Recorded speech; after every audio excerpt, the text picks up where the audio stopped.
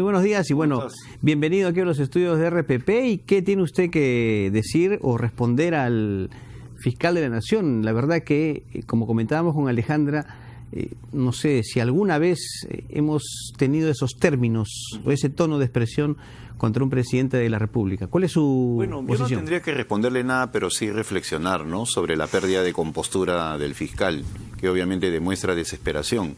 Que tenga que mandar a sus abogados, a los medios, a descalificar al presidente o a justificar ese comportamiento completamente insólito en una persona que representa al Ministerio Público, pues demuestra la descomposición del sistema de justicia y por qué ese señor en estos momentos se encuentra en pleno proceso de investigación en el Congreso de la República y por qué el presidente, al darse cuenta del daño que le hace a la producción de justicia en el Perú, le ha invocado que dé un paso al costado, ¿no? Él, con sus propias palabras, está dándole la razón al presidente. Una persona que en lugar de responder, no se preocupe, señor presidente, ya verá cómo todo se va a aclarar en los próximos días, yo no tengo por qué dar un paso al costado porque hay una junta de fiscales que me apoya, qué sé yo, responde con una amenaza, al mejor estilo del Callao, ¿no? De ese Callao que está siendo investigado, no del Callao noble de los Chalacos, claro, que yo frecuento permanentemente en la Punta y grandes amigos que tengo ahí, yo he trabajado en la Pilsen, no, ese Callao que está siendo investigado, ¿no?, que ha demostrado que hay una extraña red. Al mejor estilo de ese grupito, sale con una amenaza al presidente. Entonces, de por sí eso ya creo que lo descalifica, ¿no? Acá no hay una reflexión que hacer, un mea culpa por parte de la bancada de Peruanos por el Cambio, porque, por ejemplo, ha generado muchísimo malestar en el Congreso de la República estas expresiones en torno a los proyectos de reforma. Se ha considerado una interferencia innecesaria, considerando que el presidente del Congreso ya ha asegurado que se va a cumplir el plazo. Todos están trabajando para llevar estos 4 proyectos el jueves, digamos, al Pleno. ¿Qué es lo que pasa? La bancada del presidente no tiene la fuerza para hacer que se lleven a cabo estos proyectos. Tiene que él salir a amenazar o a emplazar o a combinar al Congreso para que esto se cumpla reiteradamente. Una cuestión es la respuesta del fiscal y en este caso la invocación del presidente al Congreso. Yo creo que el presidente lo que está haciendo es política pura y en ese sentido ha habido un noble, ¿no?, intercambio de fuerzas, ha habido respuestas de parte del Parlamento, algunas altisonantes, otras alturadas. Lo que manda es el comportamiento del presidente del Congreso, que ha respondido de la manera más adecuada. Ha tenido un diálogo con el presidente, ha pedido la reflexión al interior de las bancadas y obviamente en el ámbito parlamentario no se puede evitar que mis colegas tengan posiciones fuertes, disonantes, críticas. Claro, pero en ese sentido, teniendo ya una participación del presidente del Congreso, una reunión del presidente del Congreso con el presidente Vizcarra, un acuerdo, ¿era necesario que el presidente haga esas declaraciones cuando, digamos, ya ha buscado aliados para poder empujar sus reformas? Bueno, yo creo que en este tramo final era necesario. Además, él no ha sido agresivo desde el punto de vista de alguna adjetivización contra el Congreso. Simplemente ha sido fuerte, firme, pidiendo celeridad, porque si nos pasamos del 4 de octubre, no hay referéndum el 9 de diciembre. Entonces, la celeridad obviamente preocupa al presidente y él tiene la atribución como jefe de Estado hacer una invocación firme y contundente al Parlamento, que no se debe ver de ninguna manera ni como amenaza ni como una actitud prepotente, ¿no? Claro, pero no estamos hablando de los tonos, ¿no? Sino quizá del momento, de la oportunidad, porque insistir, y casi todos los días, la oposición señala que el presidente se agarra del Congreso para mantener o quizás incrementar su popularidad ante la población, cosa que ya lo consiguió. Pero hablo del momento, permítame el término, el machacar constantemente contra el Parlamento no es un factor que genera justamente estas reacciones que a su vez generan tensión entre Ejecutivo y Legislativo. Claro, yo creo que eso ya se está minorando, ¿no? El propio presidente el día de ayer ha dado las explicaciones del caso. Minorando no, perdón, porque ayer han salido en la Comisión de Constitución, usted ha escuchado. No, yo estaba ahí. Cierren el Congreso y que haga lo que quiera el presidente. Claro, y un poco más pero ese la toalla, han dicho. Pero es que eso es lo que genera. Como decía Javier Velázquez el día de ayer, ¿no? También hay que saber reaccionar. El presidente hace política y acorrala al Congreso, palabras de Javier Velázquez. Y la mayoría se encuentra desconcertada y no sabe cómo atacar, salvo con alguna actitud agresiva. En este pulseo, yo creo que el país ha ganado, por una sencilla razón. Estamos a puertas de sacar una reforma. Yo espero que una vez que culmine este trabajo agotador de 2 semanas, ¿no? Creo que los ánimos se van a calmar y vamos a poder hacer una agenda común. Vuelvo a repetir, el presidente tiene todo el derecho a mantenerse firme y exigir resultados. El Parlamento, como que lo viene haciendo, contesta. Y tiene en el presidente Salaverry a una persona que ha sabido manejar el barco en medio de este proceso. Pero no cree que es quizá un despropósito pedir, por ejemplo, que no se desnaturalicen los proyectos. ¿Sabe por qué? Porque da la impresión de que el presidente no quiere cambios y que los proyectos se aprueben no al 100% como están, al menos, a ver, al 90%, cuando los proyectos son perfectibles. Mira, los proyectos ¿Cree que ahí se equivoca el presidente? Los proyectos han sido perfeccionados en todos los casos. Han mejorado porque ese es producto del debate parlamentario y cuando llega un proyecto de ley, este puede mejorarse. Y se mejora a través del debate. Y eso yo ayer lo he explicado, no es un error ni cosa por el estilo. Es práctica parlamentaria mejorar los proyectos de ley que quedan. Claro. La idea inicial es del presidente. Como te digo, como no estamos acostumbrados a esta situación, pensamos que es desproporcionada. ¿Y por qué no estamos acostumbrados? Porque desde el año 2000, la mayoría parlamentaria, no cuento la década del 90, la mayoría parlamentaria ha estado en manos del partido de gobierno. Por lo tanto, el Congreso hacía lo que quería el gobierno, porque tenían mayoría ahí. En este caso tenemos una situación insólita, en la cual la mayoría está en manos de la oposición y por lo tanto hay un pulseo al cual no estamos acostumbrados, pero que desde mi punto de vista le hace bien al sistema democrático, pues permite mejorar los proyectos. Yendo al fondo, ¿se ha intentado desnaturalizar esta propuesta, la propuesta de la bicameralidad y la no reelección de congresistas? ¿Se ha pretendido hacer eso? Porque eso es lo que ha denunciado Vizcarra.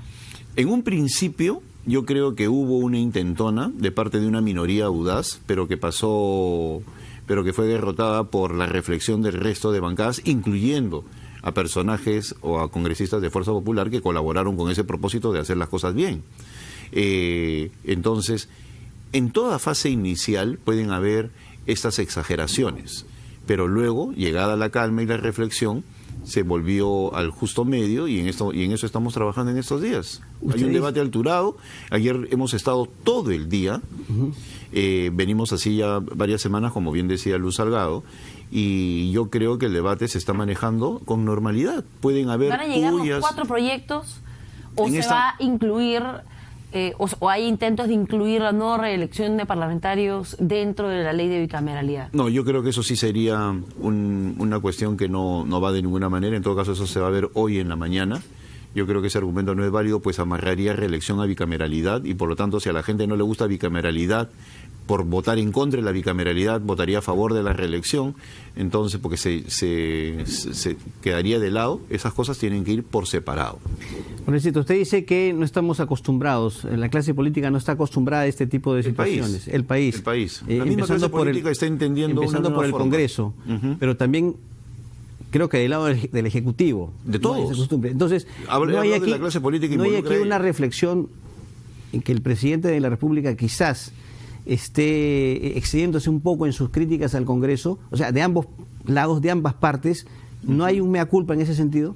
Mira, acá hay varias cosas que han generado esta firmeza del presidente. Y yo creo que abona en su favor que él se indigne y que esté de la mano de la opinión pública, de la ciudadanía. Por ejemplo, cuando pasa el tema de Inostroza, ¿no? Okay. Entonces, obviamente, el presidente tiene todo el derecho a indignarse y representar en ese sentido a la ciudadanía. Cuando se dilata la discusión, pues obviamente él necesita llegar a un referéndum el 9 de diciembre y tiene de que hacer política planteando posición en el debate público. Pero si ya salió el presidente del Congreso a decir que van a cumplir con las metas en el plazo respectivo y estas críticas no es como, echarle gasolina al fuego. No, porque yo creo de que el día de ayer, cuando el presidente reacciona así a la 1 de la tarde, era porque en la mañana había habido, en muchos casos, discusiones políticas más que un debate constitucional. Entonces el tiempo corría. O sea, las cosas hay que verlas en contexto. Entonces estoy en los pasos perdidos. Y entonces tú ves el libro de debates y ves que desde las 9:30 hasta las 12 del día, la discusión, ¿cuál era? Absolutamente política. No, o sea, no tenía nada que ver la discusión con el tema constitucional. Entonces, ante esa situación, el presidente dice, bueno, de todo el día ya se pasó 1/3 en discusión política y lo que necesitamos es debate constitucional. Yo creo que la actitud de un presidente atento, firme y consecuente es importante. Y el Parlamento, creo yo, está cumpliendo un rol adecuado. Hay madurez, no se puede evitar, y eso sí lo subrayo y se lo digo a todos, que mis colegas parlamentarios hagan críticas, planteen disonancias, en algunos casos sean duros, porque esa es la política, pues, o sea, no estamos en un lecho de malvas. De su bancada, Patricia Donaire ha alertado que se pretende de alguna forma limitar las facultades de cuestión de confianza del presidente de la República en este nuevo proyecto de bicameralidad y aseguró que eso podría ser considerado una represalia, una venganza a esta postura. ¿A qué se refiere y cuál es su posición al respecto? Bueno, ella debe haber visto algún proyecto de ley que tiene ese considerando. Yo todavía no lo he visto en el debate. En todo caso, me opondré. Yo creo que Patricia es una constitucionalista destacada y si ha podido leer algo en ese sentido y lo está interpretando así, es correcto, pues ella tiene el conocimiento adecuado en materia constitucional, pero eso se resuelve en el debate. En la medida que no se dictamine, no es una amenaza. Presentado el anteproyecto en más de una oportunidad, con la fuerza de los argumentos, hemos convencido a los colegas de que es incorrecto. Y aún más, eso también es política. Nosotros no podemos evitar que ellos pretendan hacer algo que vaya en contra de nuestros objetivos. Y nosotros, en lugar de quejarnos, lo que debemos hacer es plantear posición y decir que eso es incorrecto. O sea, es obvio que el adversario va a querer plantear una cuestión contraria a la que nosotros queremos, pero como consecuencia del debate o lo neutralizamos o lo modificamos o lo anulamos o lo permitimos. Congresista, ¿cuándo ya, no sé si hay fecha definida, sustenta usted el informe sobre el fiscal Chávarri en la subcomisión? Mira, yo he tenido la oportunidad de hablar con César Segura. Indiscutiblemente hay una sobrecarga de trabajo en el Congreso. El día de hoy en la tarde tenemos pleno, mañana vemos el caso Inostroza. Esto se podría ver el día viernes o el martes. Y de ninguna manera es como dicen algunas personas que se está dilatando ni cosa por el estilo, es porque hay una sobrecarga de trabajo. En la Comisión de Constitución están casi todos los miembros de la Subcomisión de Acusaciones Constitucionales y estamos abocados a ese tema. Yo creo que César Segura puede convocar o para este viernes o el martes, ¿no? Dependiendo. Lo que sucede es que el día de mañana tenemos el caso de Inostroza y consejeros. Sí. Entonces eso amerita varias cosas. En primer lugar, la exposición de los parlamentarios, del parlamentario acusador. Luego la respuesta de todos los involucrados con sus abogados el tiempo que consideren pertinente. Y luego viene el debate. Eso puede durar hasta la madrugada. Entonces, si es hasta la madrugada, sería difícil que convoque para el día martes. Y tenemos las elecciones. Es decir, muchos parlamentarios van a tener que viajar el día viernes a sus lugares de origen para poder votar. Entonces esto ya podría ser el martes, pero de ninguna manera obedece a una dilatación, sino a la sobrecarga de trabajo que hay en el Parlamento. Yo tengo dos preguntas en ese sentido. La primera es sobre el informe al fiscal de la Nación. El representante legal de Pedro Chávarri ha asegurado que su informe es un informe sin sustento de 5 páginas, que no evidencia ningún tipo de vínculo con los cuellos blancos del puerto. Y segundo, usted votó primero a favor de que no se acuse o de que no se permita la acusación como organización criminal a los cuellos blancos del puerto y al suspendido juez César Inostroza, y luego se rectificó. ¿Qué pasó ahí? Ya, empiezo por lo primero, por el representante legal, ¿no? Bueno, él dice de cómo se nota, pues, cuál es el criterio. Él quiere de informes al peso, él quiere que tenga zángaro, ¿no? O sea, porque hay 500, ¿no? Es justificado. Mira, personas de gran calidad jurídica, periodistas notorios, han alabado el informe que se filtró oportunamente para ellos. En segundo lugar, yo no le voy a dar gusto a estos personajes asalariados, ¿no? Porque son pagados por el fiscal Chávarri para que hablen, para que se paseen por los medios, en contestarle. Yo le contesto al fiscal, no a sus abogados. Ellos pueden hablar lo que quieran en todos los medios porque se están ganando el pan. En mi caso, yo le contesto al fiscal de la Nación. Y sí puedo asegurar de que es un juicio político. Como bien decía ayer el procurador Amado Enco, quieren engañar a la opinión pública diciendo no hay delito, no hay delito. ¿Y quién dice que tiene que haber delito? Si la denuncia de Marco Arana no es por delito. La denuncia de Lana es por infracción constitucional, es decir, por cuestiones que tienen que ver con socavar el espíritu de la Constitución, con acciones que evidencian un mal comportamiento, sin necesidad de que exista una prueba contundente, porque estamos hablando de un juicio político. Entonces, pero ellos dicen, miren en qué parte del Código Penal, pero engañan sistemáticamente a la población llevando el terreno a lo jurídico cuando no tiene nada que ver. Entonces, y pueden seguir hablando, total, eso ya depende de la billetera del fiscal, cuánto les paga. Y sobre su corrección. Sobre eso, por lo que está evidenciándose en todas partes. Yo sustenté cuando antes de que planteara mi voto, de que el término de organización criminal no lo veía evidenciado, en general. No lo veía evidenciado en el informe porque se limitaba a los diminutivos. Pero luego conversé con Horacio Pacori. Horacio Pacori luego en el debate menciona ese famoso informe que estaba oculto, ¿no? Discreto, reservado, y hablé con su asesora que me permitió ver de que este tema de organización criminal estaba a lo largo de todo el informe. Entonces esperé reglamentariamente el final para corregir mi voto con la tranquilidad que siempre me acompaña. Entonces, si otros se anticipan y hacen periodismo prospectivo, ¡qué horror! Votó en contra sin esperar que termine el debate, ¿no? Ese es su problema. A mí las redes sociales, como ha dicho algún periodista, no me mueven ni un pelo. Yo me baso en relación a mi conciencia. Y yo, como me están dando la razón un montón de gente, ¿de qué vale sacar un informe al toque si 6 meses después regresa devuelto por el Poder Judicial indicando está mal hecho? Entonces, lo que uno está haciendo allí es decir, corrija usted el informe para que de esa manera, en lo que estamos de acuerdo, se evidencie, se manifieste bien, de tal forma que sea impecable en el momento que llega al Poder Judicial. La última, sinceramente, ¿cree usted que el señor Chávarri va a ser blindado en el Congreso? No, yo confío y acompaño en su reflexión, en su pedido de reflexión al presidente del Congreso, en que mis colegas se van a dar cuenta que de ellos depende mejorar el sistema de justicia y que una decisión equivocada los va a acompañar por el resto de sus vidas.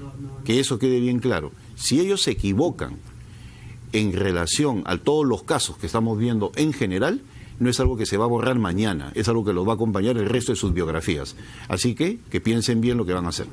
Muy bien, señor, muchas gracias. Gracias a usted. Gracias a Juan Cheput. Nos acompañó esta mañana aquí en los estudios de RPP y congresista de Peruanos por el Cambio. Tenemos que ir